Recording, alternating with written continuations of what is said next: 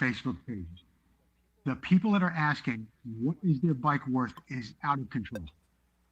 And they open themselves up for such abuse. Because most people will just say, just go ride the bike. It doesn't matter what it's worth. Of course, the ever popular, it's worth what someone's willing to pay, which makes me cringe when I hear that. Something isn't worth what someone's willing to pay. Something's worth what something similar to it sold for, which was the whole reason why I created the Vintage Motocross Buyers and Sellers Price Guide page to begin with. No, the best one is when they ask, what's it worth? And they tell you that they just bought the bike yesterday. How about telling people what you bought the bike for instead of asking them what they think it's worth? It's insane. No, the Trailblazers are this weekend, going down early Friday. I'm going to try and catch Don Miller, too, from Metro Racing out in Pennsylvania. He drove all the way out here with a bike he built for a different show. It's called the Born Free Show. And he built this three-wheeler with a four-cylinder Honda engine. It's called the Pie Wagon. It's painted up with a finisher. It looks like a glass of beer. It's really, really cool. So I'm going to try and catch him, too. Trailblazers in Anaheim. The Born Free Show it's not far away. It's like 30 miles. I haven't seen him in a while, so it would be nice to check it out.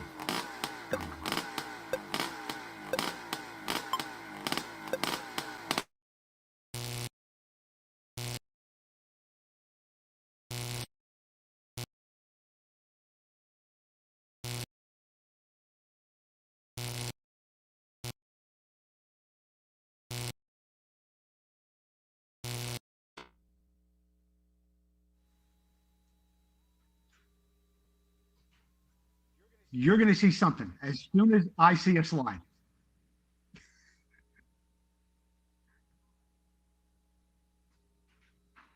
Well, I know something that we will have in the next time try this thing. We have a thing about, there it is, Honda brake pedals. How to get rid of that sloppy Honda brake pedal. We'll tell you all about that. Got a great little product coming up.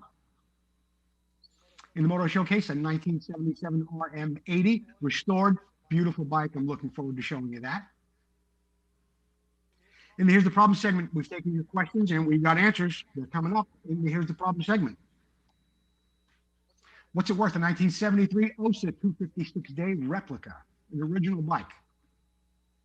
Race day live. We've got coverage from Pilot Rock, Oregon. Brandon and Jordan were there. We're going to be bringing you a video on that. All that and a whole lot more coming up on Vintage Motocross Q&A.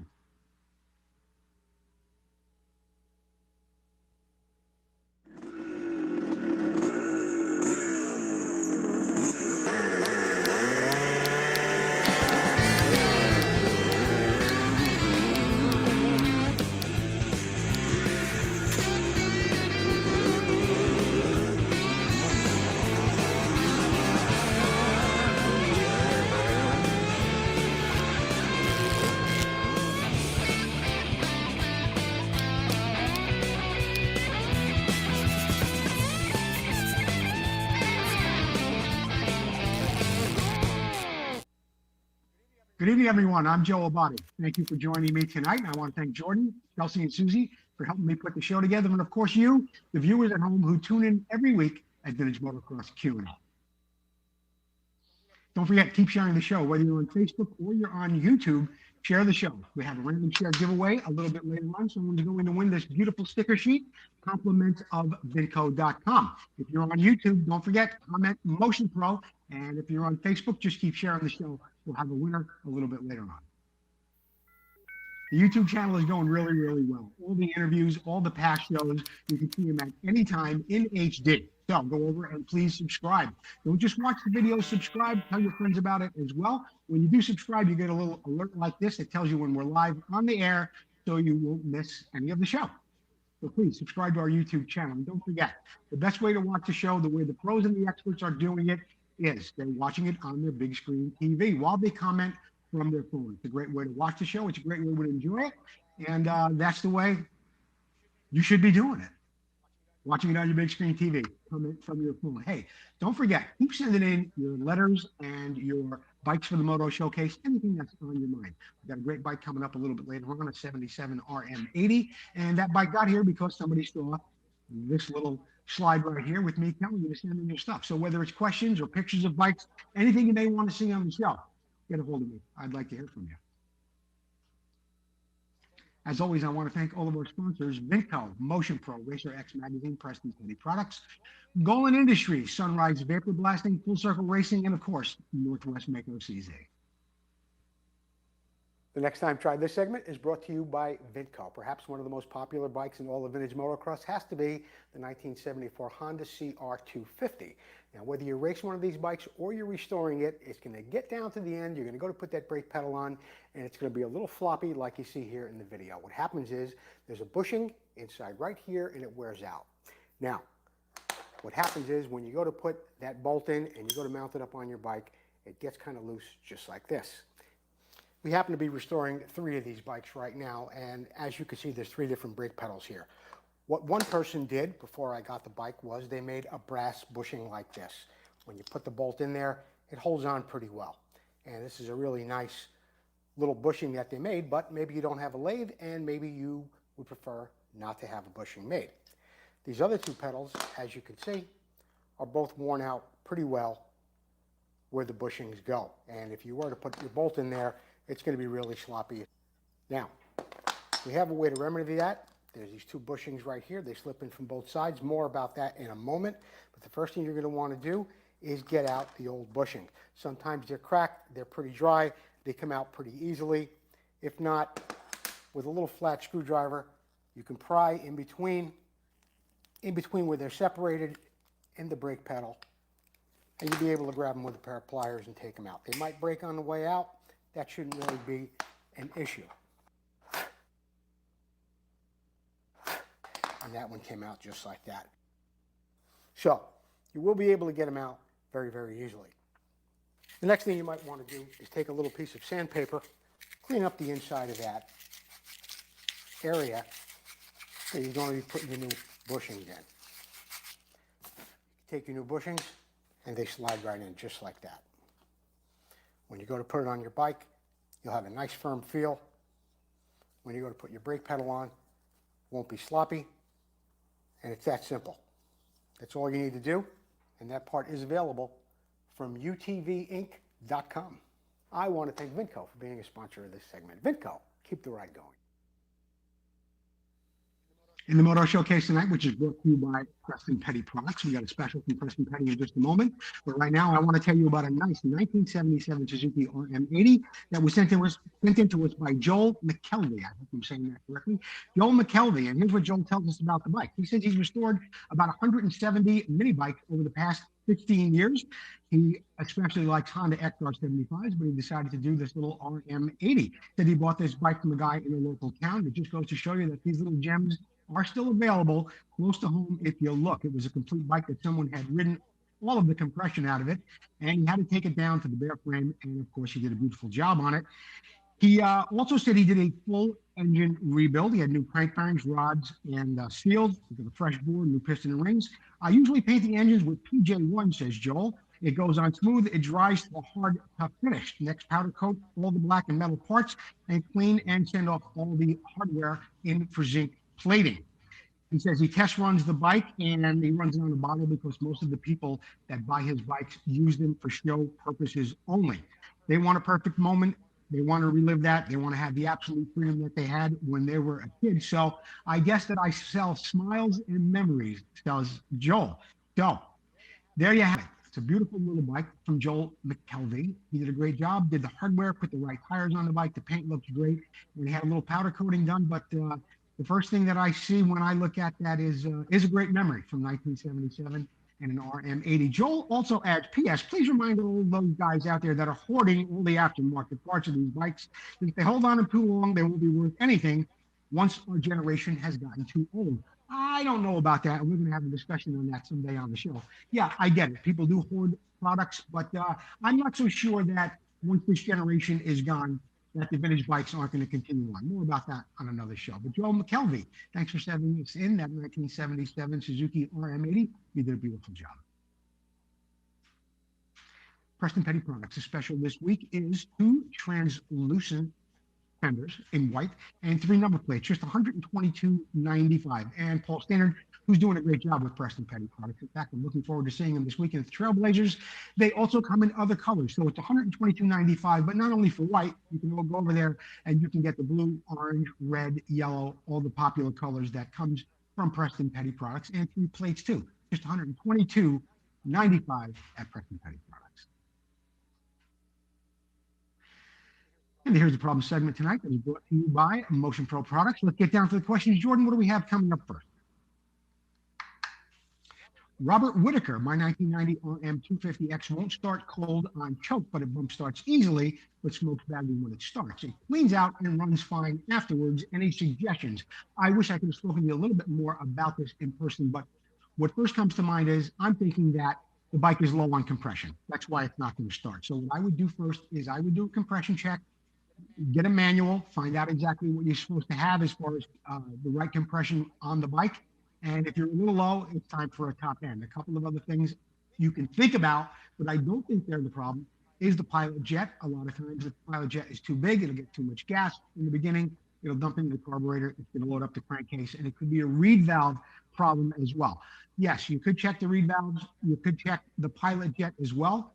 Double check those things. But the first thing I would do, because of the way you describe the symptoms of the bike, is I would do a compression check. Find out what's going on there. Might be time for a new set of piston and rings, or a new set of rings and a piston.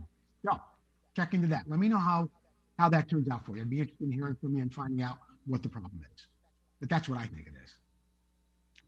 Bent Hahn, for decades I've run automatic transmission fluid in my Makos without a problem. A recent thread in one of the forums shows that people are divided on the subject. What are your thoughts? My thoughts are that I would run the lubricant that the manufacturer tells me to run in my bike, whether it's a Suzuki, a Mako, a Honda, whatever it might be. Now, we're talking about bikes that are 35 and 40 years old. And yes, lubricants have improved. You have a lot of synthetic oils. AMSOIL has come out with so many different products, and some have many, many other manufacturers of oil. But I would run what the manufacturer suggests. Now, Ben, you're having success with running automatic transmission fluid for a real long time in that bike, then you run that. And that's the way it goes. Other guys, for some reason, who knows what that reason may be, they may be not getting good results with it, okay? But if you are, I'm kind of from the school of, if it works, what do they say? If it's not broke, don't fix it. So if it's working with automatic transmission fluid, then keep using that. But I would also take a look at what the manufacturer says in the manual, and you might want to experiment a little with some newer products like AMSOIL synthetic product. Thanks for the question, Bank. Mike McCook, stripping shop springs is a nightmare. Paint strippers are horrible, and the blasting cabinet I have is not very effective. Will powder coating hold up on springs? Yes, first of all, strippers are not what they used to be these days. So you do need to find a better way to strip, especially springs, which are a major pain in the neck, trying to get the paint out of the inside of the coil, okay? What I would recommend, or what your question really asks, is does powder coating hold up? Absolutely. All your aftermarket stock manufacturers, whether it's Oleans or Works Performance, whoever it may be, all those springs are powder coated these days, and you can't tell the difference on a set of springs when they're powder coated. It is durable, it lasts a long time. More importantly, when you get it to your powder coater, he's going to sandblast those springs really, really clean. He's going to get down inside the coil, and he's going to get them a whole lot cleaner than you would expect. Now, if for some reason you need to paint a spring because your powder coater doesn't have a certain yellow or red or whatever, still, you should let him sandblast them and give them back to you nice and clean. This way you can paint them. But right now, I'm a big advocate of having them powder coated. You can't tell the difference, especially if they're black, and you'll just get a much, much nicer job. A lot of paint is wasted painting springs. You waste so much trying to get down on the inside of the coil. You go through a lot of paint, but that's what you have to do sometimes in order to make that work. But if you want to have them powder coated, it's a good idea. It's a good idea. It's a great way to get them clean, having them sandblast them, and it's a great way to have a finish on them that is going to last. Thanks for the question, Mike. Hey, I'm Brad Lackey, and you're watching Vintage Motocross Q&A. Be right back.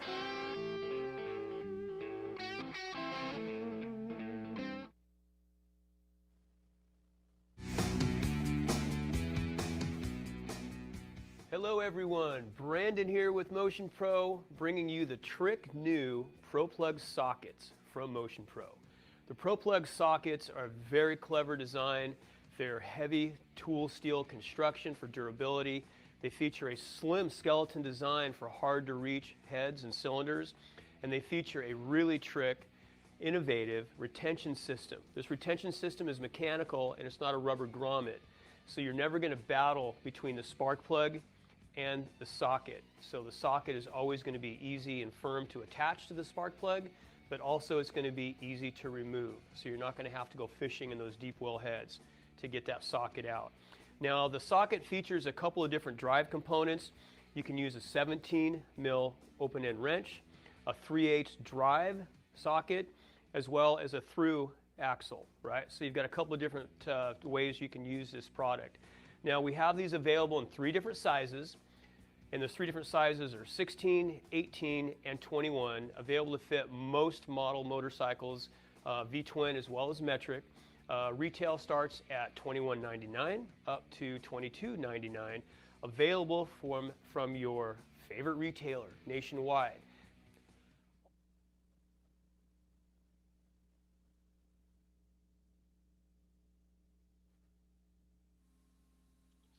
Race Day Live. Jordan and Brandon were out on the field, and they were at the Pilot Rock race in Oregon. Jordan's got some coverage for us. Jordan, let's get a look at it. We are here at Pilot Rock, Oregon, in the bike pit, just finishing up the first day of vintage motocross.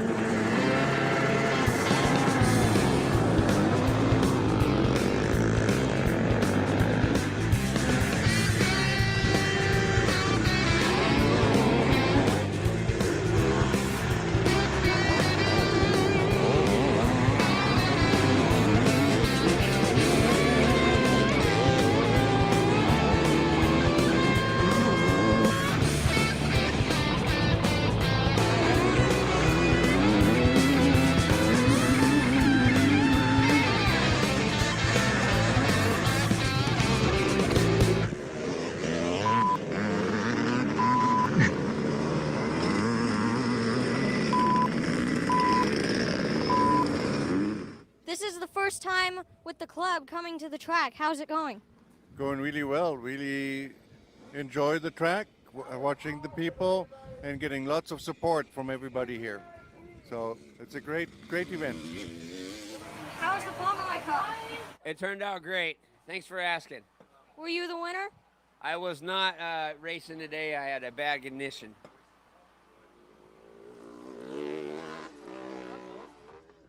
Hey, Fritz. Hey guys, how's it tell? going? Good. You? Doing good. Last moto of the day. Well, what kind of forks do you have on your bike? Conventional forks. Right on.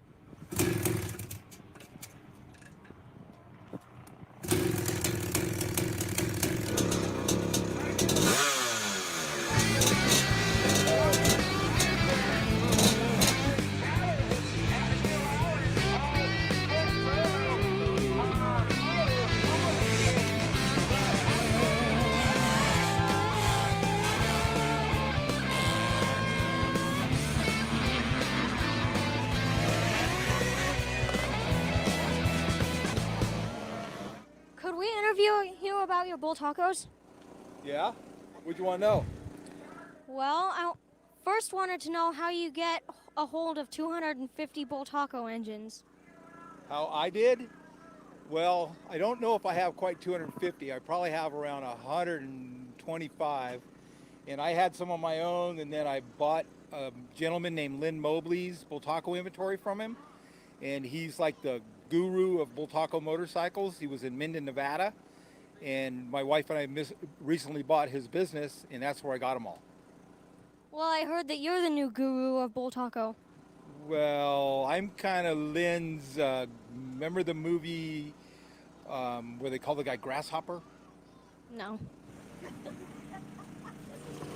This is a 1975 Model 135 that I've done a little difference to. I put a different tank and stuff on it. So this is a 250, and this is a Model 193. It was built from 1977 to 79. This engine and bike actually was built in 77. I can tell by the engine number on it, on the serial number. So it's 370 cc's. So how is it Why did they make a Bull Taco have the brakes and the shifter switched? Well, that happened in 1975 when the United States made them do that. Consumer Product Safety Commission made them switch them over, so all the motorcycles were uniform and shifted and braked on one side. So that's when they did that. So up to 1974, they shifted on the right-hand side and the brakes were on the left. And then in 1975, they switched them so the brakes on the right and the shifting's on the left. I actually used to race one that shifted on one side, and then my other bike I raced on the same day shifted on the other side, and I didn't have a problem, but I was really young back then, so I could remember that.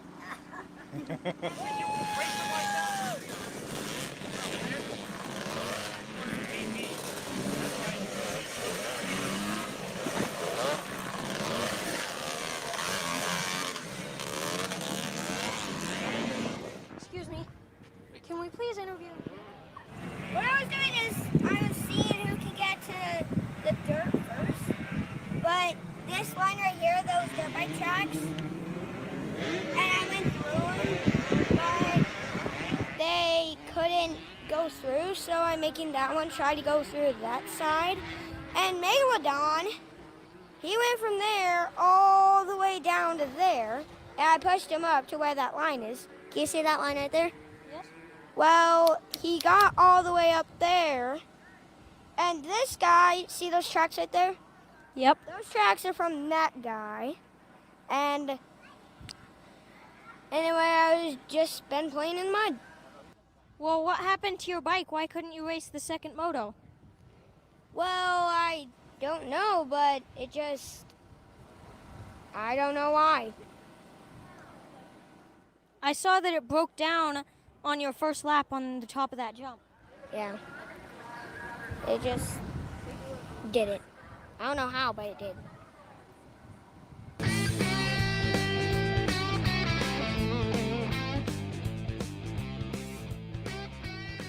Brandon out in the field. Jordan and Brandon with Race Day Live from Pilot Rock. Great job, Brandon. In the What's at Work segment tonight, which is brought to you by Full Circle Racing, we're taking a look at a 1973 OSA 250 six-day replica. This is, of course, part of the show where we encourage you to type in the comment section what you think this bike recently sold for. Now, I will tell you this bike was on the original tires, and with the exception of maybe the levers, everything else about the bike was original. So I'm going to read to you a little bit about what's going on here and put in your best guess to what this bike sold for. The owner said that he is the second owner. The bike is an original ridden here in Michigan since it was new. I bought it from the original owner. I have the title signed off by him. The bike was parked inside for many years, but the engine is free and has excellent compression. I've not tried to start the bike because the Kickstarter is a little on the loose side. Not sure what's wrong with it. So I put the bike in gear and it shifts through the gears and it goes through the gears very, very smoothly. And when you put it into gear and you roll the bike, it sounds like the bike really has great compression, like it might even want to fire.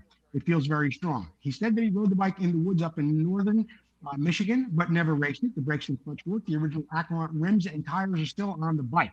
It's a cool piece of motocross history. Great bike to restore. Missing the headlight and speedo, the tail light, and I don't have them. But right now, I'm looking to sell the bike in the condition that it is in. It was very impressive that this bike is as original as it is, and all the fiberglass is there, and none of it's broken. It's on the original tires, too. So, all that being said, what do you think this bike sold for? $3,500, $4,000? Great bike to restore. It's all there, very, very complete. How much? This bike sold on July 15th for just $2,000. $2,000 for this original OSA. And if anybody wants my opinion on that, I would go find the headlight and the correct levers for it. I would clean it until my knuckles hurt, and I would not restore that bike.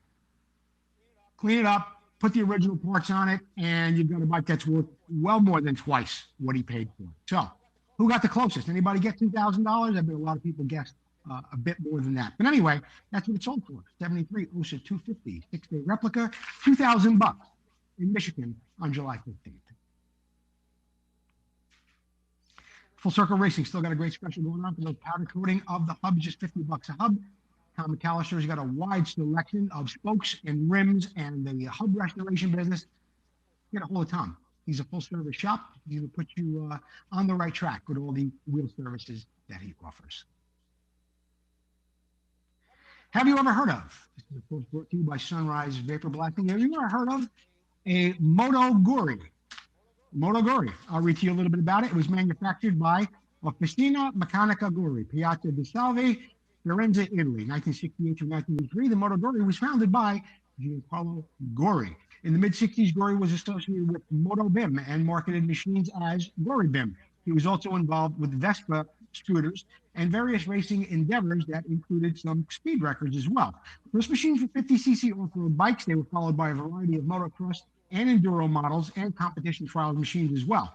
Some of them were powered by 125 SAC 6-speed engines. A road racer achieved success in 1974 and 75. He also did really, really well with hill climbing, with Guido Valley winning the Italian championship 2 years in a row in a version of this machine that he then offered for sale. A similar replica version was also offered by Sport Valley Replica using the same Stax engine, twin disc brakes way back then, alloy wheels and a full fairing. It was one of the fastest road racing 125s of the day, claimed a top speed of 92 miles an hour in 1978.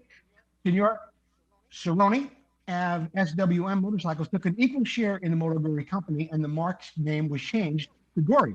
Partnership benefited from the use of the SWM tuned Rotax engine, which were then replacing the problematic 7-speed Stax engine of the time. The Enduro range began in 79 with a 250 prototype. The year after that, it went into production. One of the first models was an MR250 in 1980, followed by a TR250 in 1981. They did eventually put a 406 Rotax engine in the MR500, and the model was known as a G81 and a G82.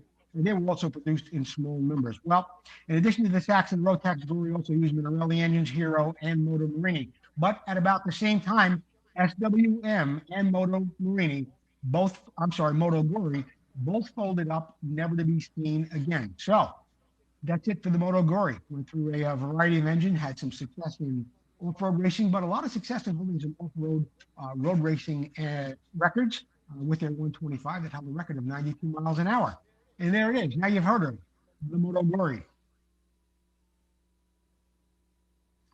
Oh, Sunrise Vapor Blasting. I can't say enough good things about Mark Ferriester and Sunrise Vapor Blasting. You send whatever you have, whether it's cars, motorcycles, boats, planes, or any kind of delicate metal, get it over to Mark Ferriester over in Modesto, California. He's going to make it look like brand new. And if you got a problem with any kind of fitting or something that doesn't come off of that carburetor or whatever you're looking to have cleaned, it doesn't matter. Mark's going to handle it gently. He's going to do a beautiful job, just like he did on this carburetor right here. And it's going to come back just about as clean as it's ever been, probably cleaner than it was even when it was brand new. So get a hold of Mark Ferriester, Sunrise Vapor Blasting, just like it says here on the t-shirt. And he's going to get you all hooked up, getting the ports nice and clean. Mark Ferriester, Sunrise Vapor Blasting.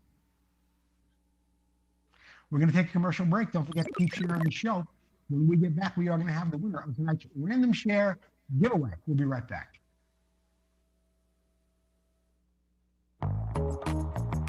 Classic and vintage dirt bikes are more than a hobby. It's not just about the ride. It's about the work that goes in. The work that keeps you connected to the ride. It's about bringing the bike back to life and doing it with your own hands. It's about the adrenaline and adventure.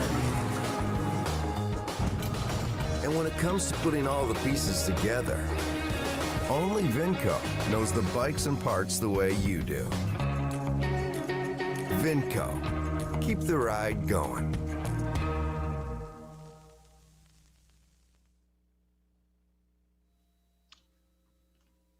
And speaking of Vinco, who is the sponsor of that segment and has also given us this beautiful sticker sheet to give away here on the show tonight to a random share giveaway winner. The random share giveaway winner is Mike Burchard. Mike Burchard, if you're still watching the show, get a hold of us. Get me your address. I'll get you that nice sticker sheet, compliments of Vinco. If Mike's not watching, somebody knows Mike. Tell him to get a hold of me. You're tonight's random share giveaway winner. This Week in Motocross History is brought to you by Racer X Magazine, available on your newsstand and online right now. Don't forget to see our ad in the back of Racer X Magazine. 1976, Rhinestone Cowboy goes 1-4. The AMA 500cc National Championship went down to the very last race of the series at the Motocross West outside New Orleans, and Husqvarna's Kent Howerton earned his first AMA National Championship with a win, going 1-4 in the series, riding a specially modified bike that was prepared by master mechanic Eric Krippa. Howerton held off Kawasaki's Gary Semick, second overall on that day by just 8 points. The winner of the last moto of the series was Kawasaki's Jimmy Weiner, but the Rhinestone Cowboy locked up his first national championship on that day in 1976. In 1977, Tomahawk with the overall. That's Tommy Croft, of course, but there's a little bit more to the story. 10 minutes into the first moto at the Pizza Hut-sponsored St. Petersburg National in Florida, Bob Hanna took over the lead from his bitter rival, Marty Smith. With his 3-point advantage, seemed headed toward the 1977 AMA 500cc National Championship. But just as suddenly, as he took the lead, Hanna's Yamaha came to a stop when a clip came off of his throttle, and the throttle slide was stuck in the down position. Smith raced off for the moto win, and what would become a 3-point deficit suddenly came a 22-point lead. In the second moto, Smith rode cautiously to a fifth, clinching the title. The overall race winner was Smith's teammate and buddy Tommy Croft, who went 2-3 in the moto. Smith was second. Mako riders Steve Stackable and Suzuki's Daniel Laporte took a fourth after winning the last moto. Hanna took a disappointing 7th that day, but that was the day in 1977 that Marty Smith won his third and final national championship on the 500s. 2001, Carmichael steps down. No, he didn't really step down, but he went down a class. I'll tell you about that. At Broome Tioga in New York, Team Kawasaki's Ricky Carmichael clinched a second straight AMA 250 National Championship, 1 round early, sealing it up with 1 round left. But he beat Kevin Windham and Yamaha rider Tim Ferry. With the title lock, Ricky announced that he was going in the next week to race 125s the following weekend at Steel City in order to try and break Mark Barnett's record. He didn't do it that day, but he did eventually break Mark's record, winning more 125cc races than anyone else. But others worried that he might be going in to help out his friend Mike Brown from the Pro Circuit Kawasaki team, who was locked in a battle with KTM's Grant Langston in the 2001 AMA 125cc championship. Nothing turned out as anybody thought it would. The South African, Grant Langston, beat Brown in both motos to slightly extend his points lead. But Mike Brown did win the national championship that year. Ricky Carmichael and Mike Brown and Grant Langston. Great little series and a great little race was going on there at that time. The announcements, of course, are brought to you by Golden Industries, Golden Products. I've been telling you about Golden Products for weeks now. They make the best filter in the business. It's made of billet aluminum. Will clean any kind of fuel that you have down to 10 microns, something you can't even see with your eye. Comes in blue, orange, red, and silver, and just about, no, it's not just about, it is the best fuel filter on the market today. It costs a couple of bucks more because it's going to save you a lot in the long run. They're also looking for distributors. So go to goldenpro@yahoo.com if you want to know about more about being a distributor for Golden Products. They've got filters for a lot of other things too, cars and just about all types of machinery, anything that runs on fuel, whether it's kerosene, diesel, gasoline, whatever it may be. Go check out Golden Products. Vintage Motocross Radio, we will not be doing a show again this week, and with good reason. I will be down at the Trailblazers, where Brad Lackey and several others will be inducted into the Trailblazers Hall of Fame. And while I'm there, I'm going to be getting an interview with somebody you're all going to be very interested in hearing from. It took a little bit of doing, but I think I finally got the timing just right. And when I'm down there in LA this weekend, I'm going to get that interview and bring it to you in the coming weeks on Vintage Motocross Radio. Oktoberfest, that is coming up, and it's coming up quick. October 31st, which is Halloween. That will happen at Glen Helen, and they will be, the Old School Scrambles reunion group will be combining their event with an armor race. So if you're an armor guy and you're racing for points in the cross-country championship, you'll be able to pick up some points there. Rod Lake, of course, sponsors all the kids. All the kids ride for free thanks to Rod Lake Racing. October 31st, that's coming up at Glen Helen. Northern California Motocross Union, this is coming up to October 16th. This is a dinner. It's a golf outing. There's a bike show.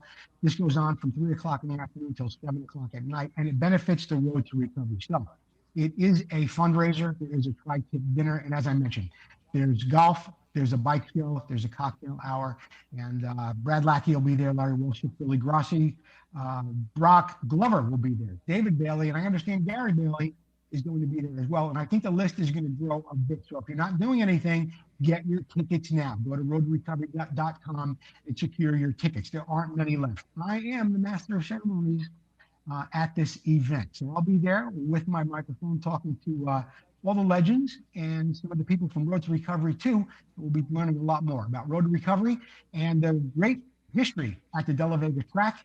That was, the De La Vega track in the La Vega Park. And that is in Santa Cruz. And that's coming up October 16th. September 11th is almost here. It's the Hangtown National. That's happening up there in Prairie City. Make sure you get your tickets now. September will be here before you know it, September 11th. And there's a special 9/11 ceremony that will be going on at the race that day. I don't know if we're going to see it come down to the wire between Loxton and Dylan Ferrandis, but the 250 race looks really, really close. So you might want to get up there. Prairie City, Hangtown, September 11th. Another event coming up October 15th, 16th, and 17th. That's at the Field of Dreams in beautiful southern New Jersey. American Classic Racing will be teaming up with ARMA, American Historic Racing. So ARMA and ACR and the Field of Dreams guys are putting on a 3-day event. There'll be a GP-style motocross. There'll be an open practice. There'll be vintage racing. I think there's a bike show, a barbecue, and a whole lot going on there. October 15th, 16th, and 17th at the Field of Dreams.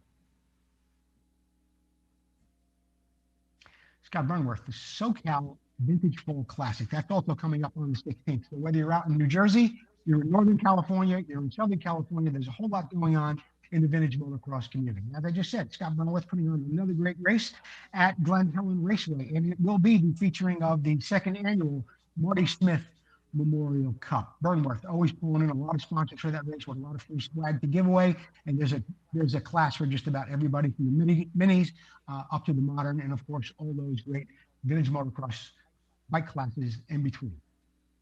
Scott Burnworth, great guy, putting on a great event. Finish line brought to you by Northwest Makos TZ tonight. The spec by Northwest Makos TZ is a 30 millimeter, not a 39. 30 millimeter. I have it right here. So I think we had 39 millimeter by mistake. I believe it is a 30 millimeter, VM30. So it's not 39, VM30. Just $114. Regularly $140. Get over to Northwest Makos TZ and you'll get your carburetor for $114. But it's a VM30, not a VM39. Vintage Motocross t-shirts and hoodies are still available. T-shirts come in gray and white. They're just $19.99 for a couple of bucks more. You get yourself a hoodie. Fall will be here before you know it. Get yourself a hoodie with a Vintage Motocross Q&A logo on the front and autograph across the back. It's never too early. Get those hoodies. Vintage Motocross sponsorship opportunities are still available, and we had the best 28 days we have ever had. So Jordan's going to bring up this little graphic he has here. Look what we did last week, or the last 28 days. 99,000 people were with the show. We've got over 27,000 people that have been involved either in comments or sharing. This is a great time. If you have a business on Facebook and you want to get some exposure, you're not going to reach more people with the amount that you're going to reach by becoming a sponsor of Vintage Motocross Q&A. All our other sponsors, they re-up every 3 months, every 6 months. They've been with us for over a year now with Riznico, Preston Petty Products, Sunrise Vapor Blasting, and the rest of them that are on board every week. They keep coming back because they keep seeing results, like Golden Products too. So get a hold of me. I will get you a sponsorship proposal package. We'll put a budget together for you, and you can start seeing results of reaching nearly 100,000 people a month. That's it for tonight's episode of Vintage Motocross Q&A. Don't forget, no radio show this week. We've got a special interview coming up in the next couple of weeks on Vintage Motocross Radio. And don't forget all the great events that are coming up. From the NorCal Vintage Reunion to Scott Burnworth's race to the great event coming up out in South Jersey. Don't forget to support our sponsors as well. Thanks for watching Vintage Motocross Q&A. We'll see you next week. Gino! Gino! Come on, Gene. Come on, Gino. Come on. There you go. Come on.